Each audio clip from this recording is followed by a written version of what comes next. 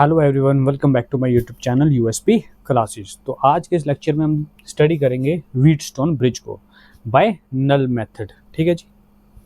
देखो, तो Wheatstone bridge क्या है, हमारे पास एक ऐसा अरेंजमेंट है जिसमें हमारे पास होते हैं 4 रेजिस्टेंस।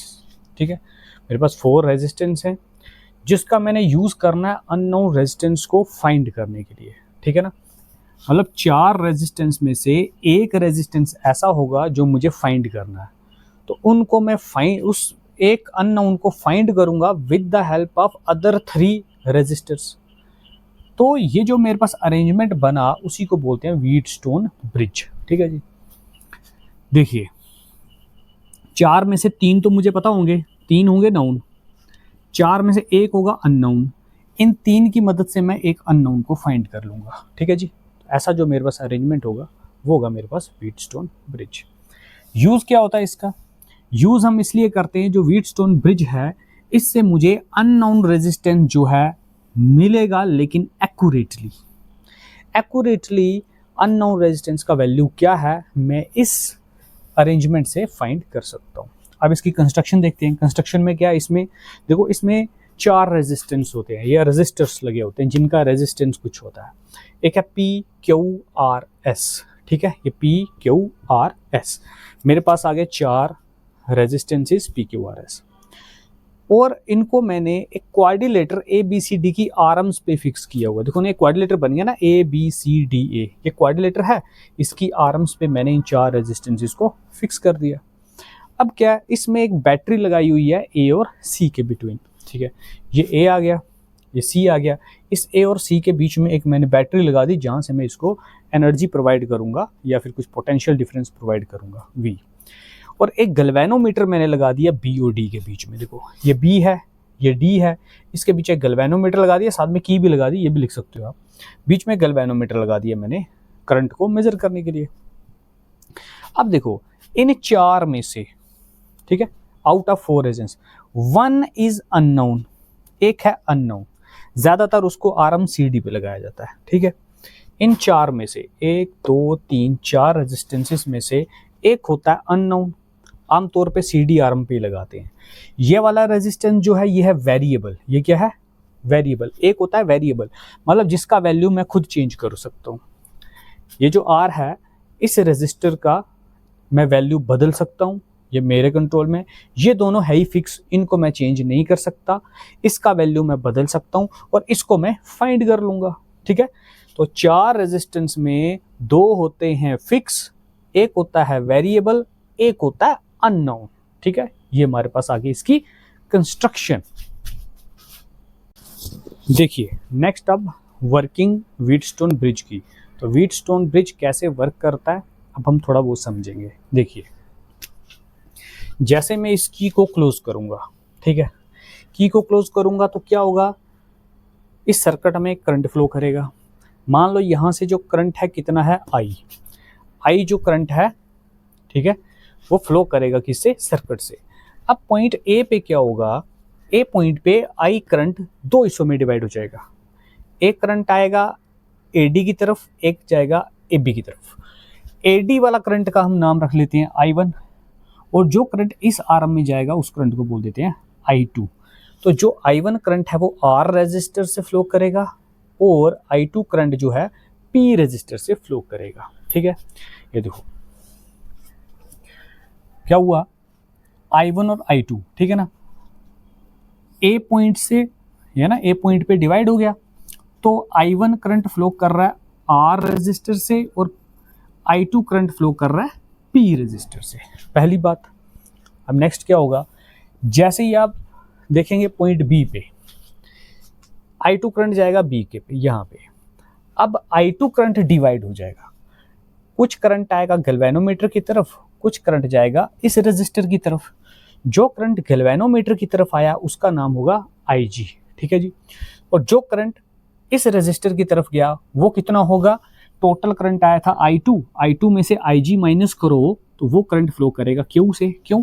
यहां तक आया ना I2, I2 में से IG करंट इधर आ गया, तो I2 में से IG को माइनस करेगा तो उतना करंट तो इस आर्म से फ्लो करेगा ना, BC से, Q रेजिस्टर से। तो I2 माइनस IG करंट कहाँ से फ्लो करेगा, Q रेजिस्टर से। नेक्स्ट लाइन मैंने वही लिखी है, देखो रिपीट कर देता हूँ।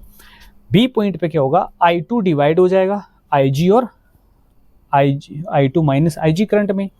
IG करंट फ्लो करेगा गैल्वेनोमीटर से और I2 minus IG current flow करेगा Q रेजिस्टर से। अब पॉइंट डी पे आओ, यहाँ पे आ गए डी पे। देखो ऊपर से करंट आया IG, यहाँ से करंट आया I1 और IG दोनों आके यहाँ मिल जाएंगे और दोनों करंट मिलकर बनेंगे I1 प्लस IG, और वो करंट फ्लो करेगा इस रेजिस्टर से, अननोन रेजिस्टर से। ये अननोन है जिसका वैल्यू मुझे फाइंड करना है, अननोन रेजिस्टर से फ्लो करेगा। बस वही लाइन यहाँ लिख दी। पॉइंट डी पे क्या होगा, IG ज्वाइन करेगा I1 करंट को, ठीक है, और total current IG plus I1 flow करेगा S रेजिस्टर से, ठीक है जी। अब C पे क्या होगा, देखो यहाँ से I2 माइनस IG करंट, यहाँ से I1 प्लस IG करंट, सारा का सारा यहाँ पे ऐड हो जाएगा और टोटल करंट ऐड होकर बन जाएगा I, और I करंट फिर इस सर्किट में वापस फ्लो करेगा। C पॉइंट पे सारा का सारा करंट ऐड अप होगा और टोटल करंट I फ्लो करेगा सर्किट से। अब देखो मैंने PQRS को एडजस्ट करना है इस तरीके से ताकि गैल्वेनोमीटर की रीडिंग 0 हो जाए। गैल्वेनोमीटर कितना डिफ्लेक्शन शो करे, 0। ये कब होगा, जब B और D का पोटेंशियल सेम हो जाएगा, ठीक है। तो इसको 0 करने के लिए मैं इस वेरिएबल रेजिस्टर का वैल्यू बदलूंगा। ये मेरे कंट्रोल में है, मैं इसको कम भी कर सकता हूँ, यहाँ से ज़्यादा भी कर सकता हूँ। ये वेरिएबल रेजिस्टेंस है, ठीक है।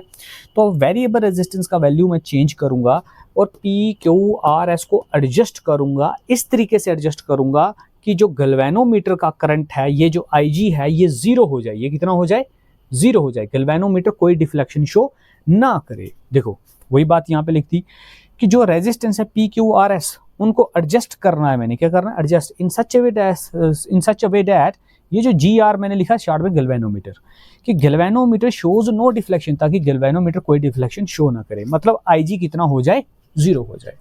और इस पॉइंट में, इस स्टेज में मैं कह सकता हूं कि जो पोटेंशियल होगा B और D का क्या हो जाएगा, इक्वल, ठीक है।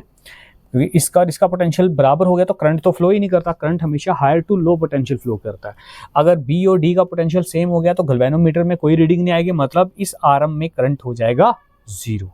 तो मैं कह सकता हूं कि हमारा जो व्हीटस्टोन ब्रिज है वो क्या हो गया, बैलेंस्ड हो गया।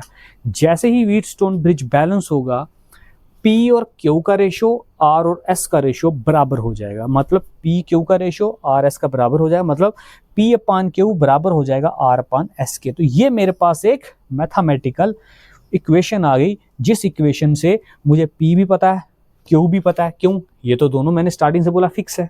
R मैंने खुद एडजस्ट किया इसको 0 करने के लिए। अगर मुझे एक इक्वेशन में 3 पता है, चौथा नहीं पता, तो मैं फाइंड तो कर सकता हूँ ना। एक इक्वेशन में 3 नोन है, एक ही अननोन है, मैं फाइंड कर लूंगा। तो ये मेरे पास रिक्वायर्ड मैथमेटिकल इक्वेशन आ गई, जिससे मैं अननोन रेजिस्टेंस फाइंड कर सकता हूं। देखिए अब हम करेंगे इस मैथमेटिकल इक्वेशन को प्रूफ। तो कैसे करेंगे, देखो प्रूफ में क्या होगा, हम किरचॉफ लॉ लगाएंगे सबसे पहले किस लूप में, ABDA के अंदर, ABDA लूप के अंदर। तो यहाँ मैं मूव कर लेता हूँ क्लॉकवाइज, ऐसे घूम लेते हैं, ठीक है जी। क्लॉकवाइज रोटेशन पे मैं यहाँ किरचॉफ का लॉ लगाऊंगा, ठीक है। इस डायरेक्शन में A से B, B से D, D से A की डायरेक्शन में मैं किरचॉफ लॉ लगाऊंगा। देखो अब क्या होगा, अब मैं घूम रहा हूं क्लॉकवाइज। तो क्लॉकवाइज के लिए साइन कन्वेंशन क्या थी, अगर करंट मेरा क्लॉकवाइज होता है, क्लॉकवाइज होगा तो नेगेटिव लेना है, ठीक है। अगर करंट होगा एंटी क्लॉकवाइज तो पॉजिटिव लेते हैं, बस सिंपल चीज है। मैं रोटेट कर रहा हूं क्लॉकवाइज डायरेक्शन में, तो करंट भी तो क्लॉकवाइज जा रहा है। इस आर्म में करंट जा रहा है A से B की तरफ, वो ये करंट इस डायरेक्शन में घूमने की कोशिश करेगा। अब इसमें इसका डायरेक्शन आ गया क्लॉकवाइज, तो I2 के साथ मैं क्या लगा दूंगा, माइनस। तो इसका कॉरेस्पॉन्डिंग रेजिस्टेंस कितना आ गया, P। किरचॉफ का सेकंड लॉ लगा रहा हूं भाई, तो I2P साथ आएगा माइनस, ये रहा माइनस I2P, ठीक है। उधर से आया फिर मैं B से D आर्म में, तो मैं घूम रहा हूँ क्लॉकवाइज, तो इस आर्म में ये जो करंट है बी से डी की तरफ, ये जो IG है, IG का भी तो डायरेक्शन इसी लूप में इसी डायरेक्शन में रहेगा क्लॉकवाइज। तो इसमें भी जो करंट के साथ मुझे क्या लगाना पड़ेगा, नेगेटिव। IG के साथ क्या लगाएंगे, नेगेटिव। तो IG के साथ रेजिस्टेंस कौन सा है, गैल्वेनोमीटर का, तो यहाँ पे लग जाएगा गैल्वेनोमीटर। ठीक है, अब मैं आऊँगा D तक, तो D से अब जाऊँगा A की तरफ। देखो मैं जा रहा हूँ उस तरफ, लेकिन करंट आ रहा है इस तरफ। इस आर्म में जो करंट है ना वो एंटी क्लॉक है, तो इसके साथ रहेगा positive. I1 into R, current multiply corresponding resistance, equal to कितना आएगा भाई, इस लूप के अंदर कोई सेल तो है ही नहीं है, EMF कितना माना जाएगा, 0, इक्वल टू क्या आ जाएगा, 0। First equation. सिमिलरली अब इस लूप में आएंगे, इस लूप में भी मैं ऐसे ही रोटेट करूंगा। ठीक है, ये करंट होगा IG, मैं इधर भी क्लॉकवाइज रोटेशंस लूंगा ऐसे। आओ जी, पहले आएंगे B से C आर्म में। B से C आर्म में ये करंट तो ऐसे ही रोटेट करेगा, तो इस करंट के साथ लगाऊंगा नेगेटिव, साथ में मल्टीप्लाई करूंगा इसके कॉरस्पॉन्डिंग रेजिस्टेंस। ये देखो I2 माइनस IG के साथ लगाएंगे माइनस, साथ में रेजिस्टेंस। ठीक है, अब मैं जब यहाँ से आया इधर, फिर आ गया मैं C से D की तरफ। मैं जा रहा हूँ C से D की तरफ, क्योंकि मेरा रोटेशन ऐसे है, मैं ऐसे लगा रहा हूँ किरचॉफ का लॉ क्लॉकवाइज में। लेकिन इसमें जो करंट है वो एंटी क्लॉक है।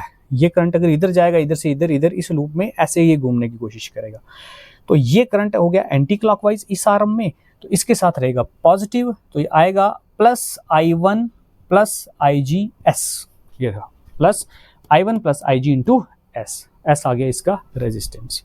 फिर इधर से आऊंगा मैं इस लूप में, मैं जा रहा हूं यहां से ऊपर क्लॉकवाइज, लेकिन इस आर्म में करंट क्या है, एंटी क्लॉकवाइज, तो इसके साथ भी क्या रहेगा, पॉजिटिव IG इंटू जी, साथ में प्लस इक्वल टू 0। ये आ गई फर्स्ट इक्वेशन, ये आ गई सेकेंड। लेकिन मैंने अभी देखा कि मैंने व्हीटस्टोन ब्रिज को बैलेंस करना है, मैंने ऐसे बैलेंस करना है कि गैल्वेनोमीटर का डिफ्लेक्शन 0 हो जाए। डिफ्लेक्शन 0 का मतलब ये जो करंट है ना IG, इसको करना है 0, तभी तो बैलेंस होगा। तो जैसे ही व्हीटस्टोन ब्रिज बैलेंस होगा, IG हो जाएगा 0। तो जैसे ही IG मेरा 0 हो जाएगा, फिर ये जो इक्वेशंस है मेरी फर्स्ट और सेकंड, ये क्या हो जाएंगी, देखो ये हो गया 0, तो ये पूरी वैल्यू हो जाएगी 0। ठीक है, इस इक्वेशन में आओ, ये हो गया 0 खत्म, ये भी हो गया 0, ये पूरी इक्वेशन भी 0। ये जो मैंने रेड सेट सर्कल किए, ये सारे वैल्यू 0 हो जाएंगे। क्यों, क्योंकि IG तो 0 है ना, जैसे व्हीटस्टोन ब्रिज बैलेंस होगा। अब मेरे पास क्या बचेगा यहाँ से, इस इक्वेशन से देखो, ये इक्वेशन जो first and second becomes, first और सेकंड क्या बन जाएंगी, फर्स्ट इक्वेशन आएगी माइनस I2P, ये रहा, ये हो गया 0, प्लस I1R इक्वल टू 0। ये इक्वेशन थी, ये कैसी हो जाएगी अब, माइनस I2Q प्लस I1S, ये तो पूरा ही 0 हो गया, प्लस I1S इक्वल टू 0। अब मैं क्या करता हूँ, ये पॉजिटिव वाले उठा के पार ले जाता हूँ, इसको भी उठा के राइट साइड ले जाता हूँ। ठीक है, इसको उठा के पार ले जाऊंगा, ये नेगेटिव हो जाएगा, इसको भी उठा के पार ले जाएंगे, नेगेटिव हो जाएगा। मेरे पास बन गई ये इक्वेशन और एक ये बन गई, इसको थर्ड और फोर्थ नाम दे देते हैं।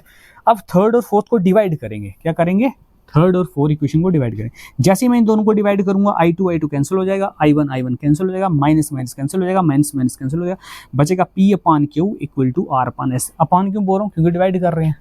यही तो थी मेरी कंडीशन व्हीटस्टोन ब्रिज बैलेंस करने की। अब मुझे ये भी पता है, ये मैंने खुद एडजस्ट करके रखा था, R तो वेरिएबल है, मैंने एडजस्ट किया, मतलब इन तीनों का वैल्यू मुझे पता, तो मैं S फाइंड कर सकता हूँ ना, अननोन रेजिस्टेंस। तो यहाँ से S का वैल्यू निकालो, S जाएगा यहाँ P/Q, पार जाके बन जाएगा Q/P, R यहाँ पे ऑलरेडी है, तो S का वैल्यू मेरे पास क्या आ जाएगा, Q/P इंटू R। या आप यहाँ तक भी लिख सकते हो। ठीक है, यहाँ से S का वैल्यू निकालना है, रेसिप्रोकल करके जैसे मर्जी निकालो, मैथमेटिकल है। तो ये मेरे पास कंडीशन आ गई किसकी, व्हीटस्टोन ब्रिज की, जिससे मैं अननोन रेजिस्टेंस फाइंड कर सकता हूँ। ये था हमारा आज का टॉपिक।